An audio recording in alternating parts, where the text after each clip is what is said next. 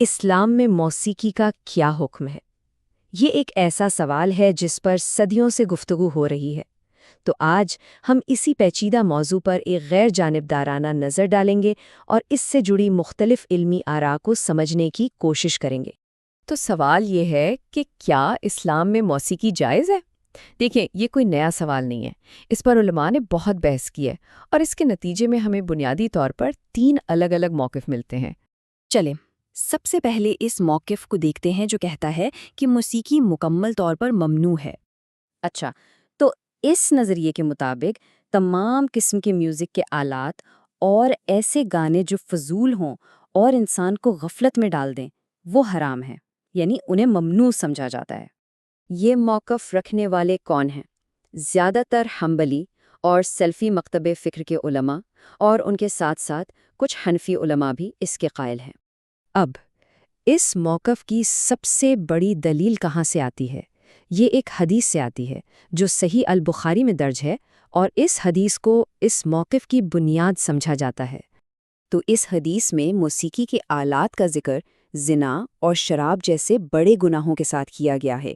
اس موقف کے حامی کہتے ہیں کہ اس سے یہ صاف ظاہر ہوتا ہے کہ موسیقی بھی اتنی ہی سختی سے منع ہے۔ اس کے علاوہ ایک اور دلیل قرآن سے بھی پیش کی جاتی ہے، خاص طور پر سورہ لقمان کی آیت سے، جہاں لہو الحدیث یعنی بے ہودہ بات کا ذکر ہے۔ اس آیت کی تشریح یہ کی جاتی ہے کہ اس میں ہر وہ چیز شامل ہے جو انسان کو اللہ کی یاد اور عبادت سے غافل کر دے، اور میوزک کو اسی لہو الحدیث کا ایک حصہ سمجھا جاتا ہے۔ ٹھیک ہے، تو یہ تھا پہلا نظریہ۔ اب آتے ہیں دوسرے موقف کی طرف، جو موسیقی کو کچھ شرطوں کے ساتھ جائز قرار دیتا ہے۔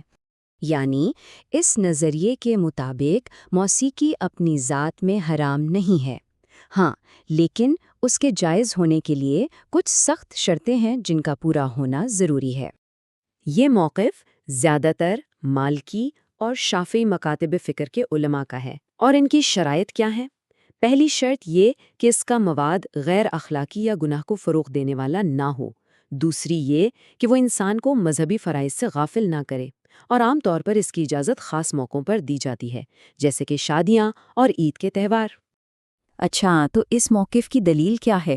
اس کی بنیاد وہ احادیث ہیں جن میں خاص طور پر دف بجانے کا ذکر ملتا ہے، جیسے کہ سنن النسائی کی ایک حدیث ہے جس میں کہا گیا کہ حلال اور حرام نکاح میں فرق دف کا ہے۔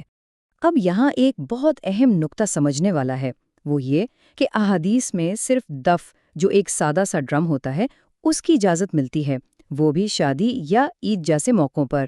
چونکہ باقی کسی اور ساز کا ذکر ان احادیث میں نہیں ہے، اس لیے اس موقف کے مطابق دوسرے تمام آلات کی اجازت نہیں ہے۔ چلیں اب ہم تیسرے اور آخری نقطہ نظر کو دیکھتے ہیں۔ یہ موقف اس مسئلے کو ایک بالکل مختلف یعنی روحانی پہلو سے دیکھتا ہے۔ اس نظریے کے مطابق موسیقی بشمول تمام ساز اس وقت تک جائز ہے جب تک وہ روح کو پاکیزہ کرے اور انسان کو خدا کے قریب لائے۔ تو یہاں فوکس ساز پر نہیں بلکہ اس کے روحانی اثر پر ہے۔ یہ نظریہ خاص طور پر صوفی علماء میں بہت مقبول ہے۔ اس کے سب سے بڑے حامیوں میں سے ایک امام غزالی ہیں۔ ان کا بنیادی استدلال یہ تھا کہ میوزک روح کی غذا ہے، یعنی جیسے جسم کو کھانے کی ضرورت ہے، ویسے ہی روح کو بھی خوبصورت آوازوں سے سکون اور تقویت ملتی ہے۔ اس موقف کی دلیل قرآن میں حضرت داؤد علیہ السلام کے ذکر سے لی جاتی ہے۔ قرآن بتاتا ہے کہ ان کی آواز اتنی سریلی تھی کہ پہاڑ اور پرندے بھی ان کے ساتھ تسبیح کرتے تھے۔ تو سوال یہ اٹھایا جاتا ہے کہ اگر ایک خوبصورت آواز اللہ کی حمد کے لیے استعمال ہو سکتی ہے، تو پھر یہ فن اپنی اصل میں حرام کیسے ہو سکتا ہے؟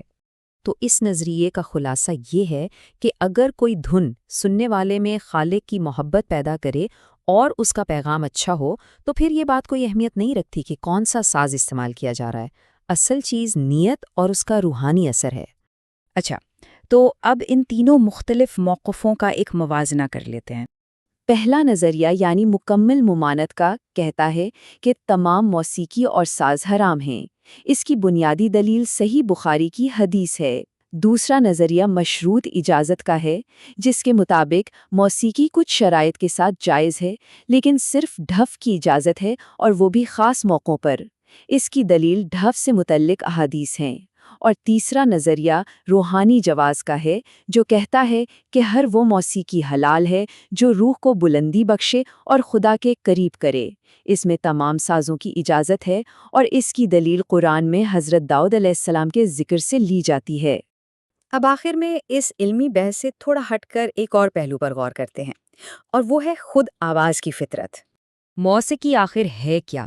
بنیادی طور پر یہ آواز کی لہروں یعنی فریکوینسیز کی ایک ترتیب ہی تو ہے، اور یہ فریکوینسی صرف انسان نہیں بناتا، یہ تو پوری کائنات میں، پوری فطرت میں ہر جگہ موجود ہے۔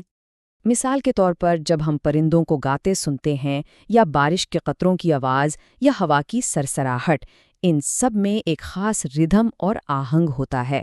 سائنسی طور پر یہ ثابت ہو چکا ہے کہ ان قدرتی آوازوں میں وہی میوزیکل نوٹس پائے جاتے ہیں جو انسان اپنی موسیقی میں استعمال کرتا ہے۔ تو یہاں ایک آخری سوال سوچنے کے لیے رہ جاتا ہے، اگر یہ قدرتی دنیا جسے خدا نے خود بنایا ہے ہر لمحہ یہ خوبصورت اور ہم آہنگ آوازیں پیدا کر رہی ہے، تو یہ حقیقت میوزک پر ہونے والی ہماری اس پوری بحث پر کیسے اثر انداز ہو سکتی ہے؟ یہ ایک ایسا نقطہ ہے جو اس موضوع کو مزید گہرائی دیتا ہے۔